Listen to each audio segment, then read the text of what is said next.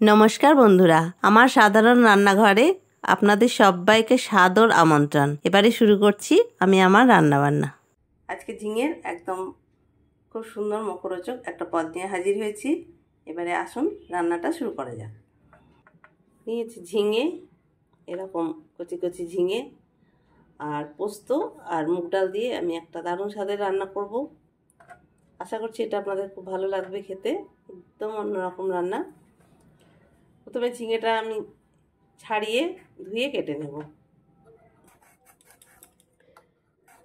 ঝিঙেগুলো এইরকম করে সব ছাড়িয়ে নেব। আর ঝিঙে কাটার পর ধোয়া যাবে না, ওই জন্য এরকম করে ছাড়িয়ে সব ঝিঙেগুলো আগে ধুয়ে নেব, তারপর কেটে নেব। ঝিঙেটা এইরকম কেটে নিয়েছি ধুয়ে, একদম ছোট ছোট করে। কড়াইয়ে দিয়ে দিচ্ছি সর্ষের তেল।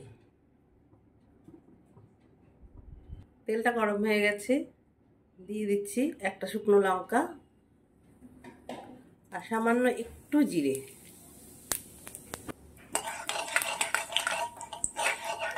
এখানে এই 4 চামচের 2 চামচ মতো মুগ ডাল আমি ধুয়ে এটা জলটা ঝরিয়ে নিয়েছি। ডালটা তেলের মধ্যে দিয়ে দিলাম।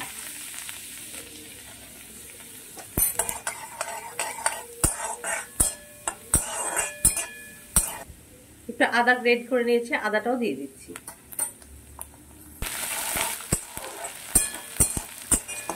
ডালটা একটু লালচে লালচে হওয়া পর্যন্ত আমি একটু এইভাবে নাড়তে থাকবো।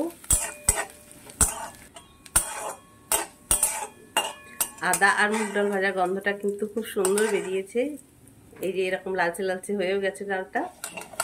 এবারে কেটে রাখা ঝিঙেগুলো দিয়ে দিচ্ছি।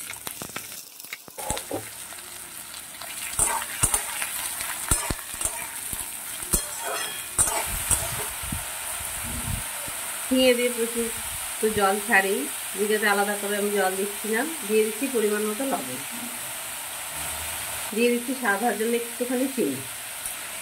চিনিটা আপনারা নাও দিতে পারেন। লবণটা দিয়েও আর একটু নেড়ে ছেড়ে নেব। আর ঝিঙেতে তো এমনি প্রচুর জল আছে।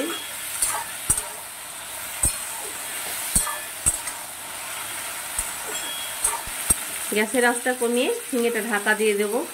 ঝিঙেটা সেদ্ধ হওয়ার মধ্যে এই পোস্ত আর কাঁচা লঙ্কাটা বেটে দেবো।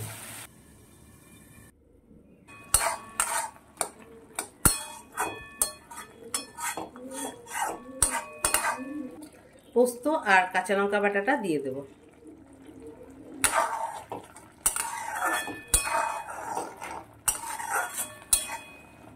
পোস্ত বাটিটা ধুয়ে একটু জল দিয়ে দিলাম আর একটু ঢাকা দিয়ে দেব। মুগ পোস্ত ঝিঙে আমার একদম রেডি। এইরকম হয়েছে। এটা খেতে কিন্তু খুবই ভালো হয় আর একদম অন্যরকম স্বাদের। আমি এইরকমই রাখবো। আর মুগ ডালটা পুরো একদম সেদ্ধ হয়ে এটা পুরো মাখো মাখো হয়ে গেছে। সব শেষে কয়েকটা কাঁচা লঙ্কা টুকরো দিয়ে দিচ্ছি আর দিয়ে দিচ্ছি একটু, যেহেতু এটা পোস্ত সেই জন্য দিয়ে দিচ্ছি একটু কাঁচা তেল। আশা করছি এই রান্নাটা আপনাদের ভালো লাগবে। একবার করে ঘরে ট্রাই করে দেখতে পারেন। ঝিঙের একদম অন্য রকমের একটা পদ এটা।